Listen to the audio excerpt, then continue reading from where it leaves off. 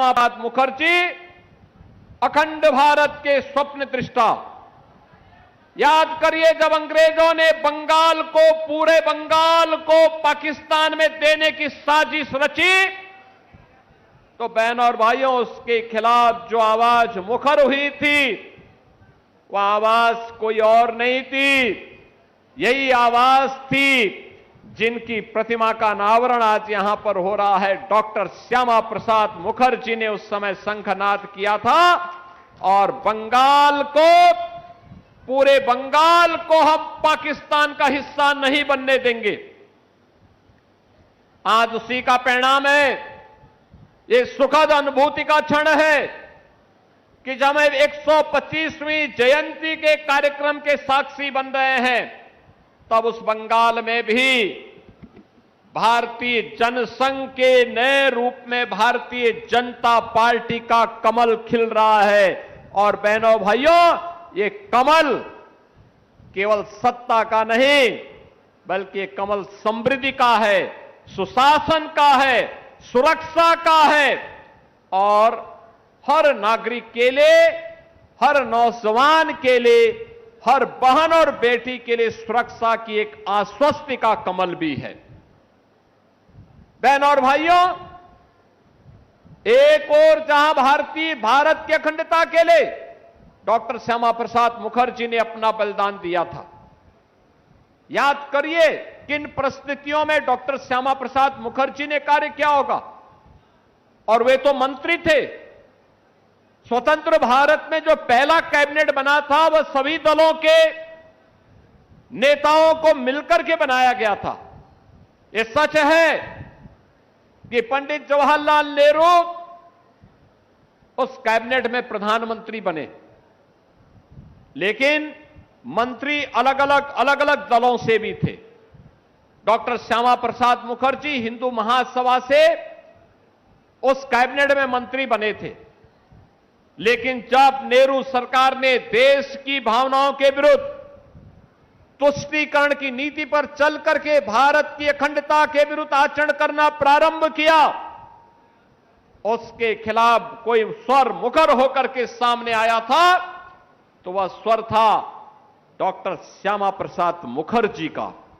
देश के हित में भारत की अखंडता के लिए उन्होंने अपने पद से त्याग पत्र दिया और उसके बाद भारतीय जनसंघ के संस्थापक अध्यक्ष बनकर के उन्होंने भारतीय जनता पार्टी की नींव उस समय रख दी थी। बहनों और भाइयों, डॉक्टर श्यामा प्रसाद मुखर्जी के इन सपनों को साकार करने का काम किया है आज के यशस्वी प्रधानमंत्री आदरणीय श्री नरेंद्र मोदी जी ने।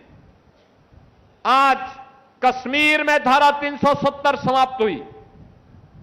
प्रधानमंत्री मोदी जी के नेतृत्व में, उनके मार्गदर्शन में भारत के लोकप्रिय गृह मंत्री माननीय श्री अमित शाह जी ने कश्मीर में धारा 370 समाप्त करके कश्मीर को भारत के अंदर उसी प्रकार से समाहित कर दिया जैसे अन्य राज्य हैं। जो कांग्रेस, जो नेशनल कॉन्फ्रेंस कश्मीर के लिए अलग कानून चाहती थी, अलग संविधान चाहती थी, अलग निशान चाहती थी, उनके सपनों को धराशायी करते हुए आज डॉक्टर श्यामा प्रसाद मुखर्जी के सपने को साकार करने का कार्य प्रधानमंत्री जी के नेतृत्व में आज संभव हो पाया है। बहनों और भाइयों, यही कृतज्ञता होती है अपने पूर्वजों के प्रति। जो उनका संकल्प है, उस संकल्प को पूरा करना और उस संकल्प को पूरा करने का कार्य आज के देश के यशस्वी प्रधानमंत्री आदरणीय नरेंद्र मोदी जी ने करके दिखाया है। मैं इस अवसर पर प्रधानमंत्री मोदी जी के प्रति आभार व्यक्त करते हुए डॉक्टर श्यामा प्रसाद मुखर्जी जी के श्री चरणों में नमन करता हूं। बहनों और भाइयों, भारत के अंदर राजनीतिक स्थिरता और राजनीतिक शुचिता क्या होनी चाहिए, इसका मॉडल स्वतंत्र भारत में अगर किसी ने प्रस्तुत किया था, और सरदेय अटल बिहारी वाजपेयी जी ने किया था। सरदेय अटल बिहारी वाजपेयी जी वह नाम है भारत की राजनीति में 6 दशक तक सांसद के रूप में, मंत्री के रूप में, प्रधानमंत्री के रूप में उन्होंने काम किया, लेकिन उनके सार्वजनिक जीवन के दामन में कोई एक दाग नहीं लगा सकता था। सुशासन का जो मॉडल उन्होंने दिया, गांव के लिए, गरीब के लिए, किसान के लिए, नौजवान के लिए, वो अद्भुत था।